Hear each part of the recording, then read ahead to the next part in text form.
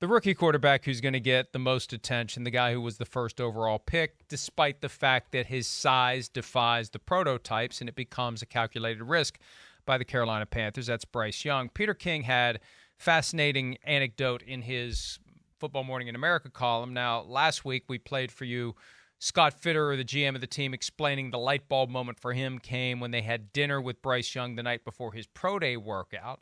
Frank Reich, the coach of the team, had a different moment where it crystallized in his mind that Bryce Young was the guy. And, Chris, I don't know if you've seen this, but we're going to show the play in a second. But Reich said that it was during what they call the 30 visit, where you can bring in 30 guys, up to 30 guys who aren't local products, bring them in for an extensive visit pre-draft. They had Bryce Young in, and there was an obscure play from his true freshman year, late in a game against Tennessee, up 48-17, Alabama was. Pure and complete garbage time, but there was something that Reich saw in this moment. He called for a 5-man slide, and also that's Najee Harris to the sidecar right there. Najee Harris watching for a blitzer. Adjusted the protection, slid the line, saw that the pressure was coming from that side.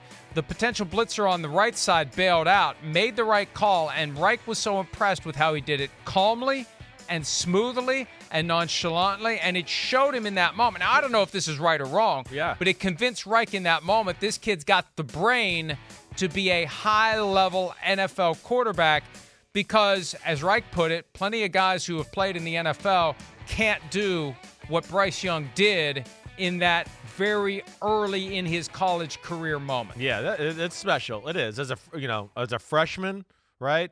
And that's not just like your normal, run-of-the-mill. Oh, hey, this is some basic defense, or this is really obvious, right?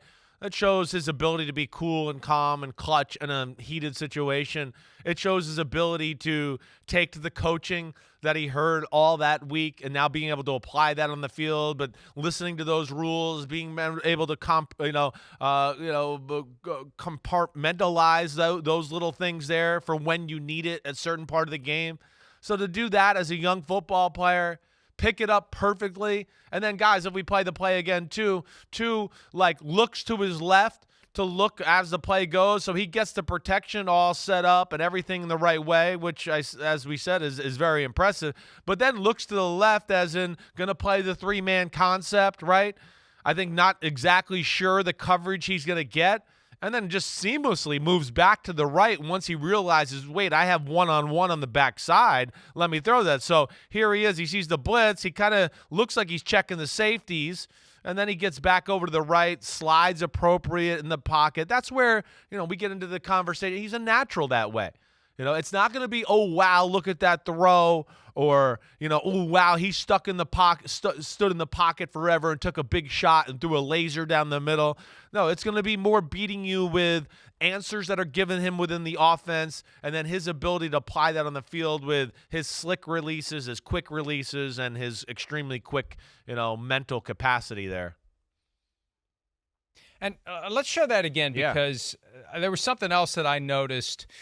And this is part of what you have to be looking for on the fly as a quarterback, but I think he got a clue that his hunch was correct because go ahead and play it. You can see that a guy comes up on the left side of the screen as if he's going to blitz, and that was what prompts it. But there's a guy creeping up on the right, too. But once the adjustments start, who backs out? Yes. Who backs out? Watch. The guy on the right backs out. That tells him that guy's faking it. Yes. That guy's faking Definitely. it. The other guy's the one who's coming. So he knew that slipping it to the left was the right way. Because really, if that guy had been the one who blitzed, he just pushed he's done. He just sent his protection away from that guy. Right. That's when he's going to have to, and he'll have to know that. He'll have to keep his eye there. He knows that's his vulnerable spot. But again, that's the beauty of a Bryce Young. You give him answers, he can apply it the right way on the football field, and he does it easily. Right. And then he takes all those little context clues you just talked about, right? Where the guy on the right, it just didn't look like he was sold on coming. The guy on the left was drooling and almost jumped off sides because he couldn't wait to come, right? Those are the things as a quarterback you take into account and go, well, they just gave it away. There's the tell that Mike Florio talks about and the poker hand or whatever else. They just gave me the tell. Let's slide it over there. Makes the call, makes a great throw. And yes, that's what I think everybody loves about Bryce Young. That right there, he's been coached like a pro. He ran an intricate pro offense at a college level, and the offensive minds that were looking for quarterbacks, I think we're all impressed with the fact that, hey, I could give this guy as much offense as I got, and he's going to be able to handle it all. And, that was one of the other things that Fitterer said last week as it relates to any size and weight concerns. They have the confidence he's going to get rid of the football before he takes the big hits. He's going to be smart enough to live to play another day. And, once he gets hit one time by an NFL caliber defensive lineman or linebacker or strong safety, that'll be the message. Don't put yourself in that position again. Be smart. And I'm not saying that guys who fail to do it aren't smart. There's a higher level of mental acuity, I think, that comes into play here where you can, in that moment, set aside your competitiveness, the desire to make a play. I mean, we see guys struggle with that all the time, Chris. Yeah.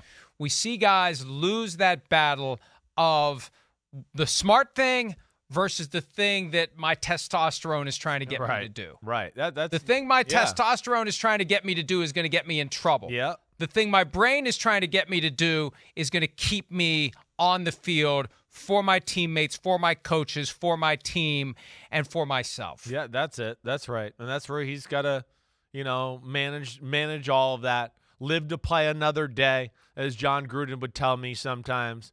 Sometimes the throwaway is the only play. Sometimes the defense wins, right? You got to be able to kind of balance all of that and then know when to push the limits of, wait, I need to kind of maybe hang in the pocket here or whatever.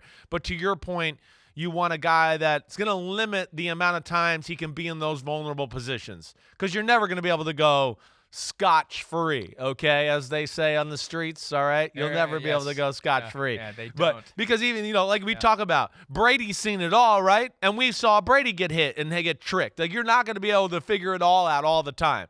But you want to limit that as much as possible so you're not in harm's way too much. Hi, it's Mike Florio. Thanks for watching PFT on YouTube. Hit subscribe for the latest news and analysis from Pro Football Talk.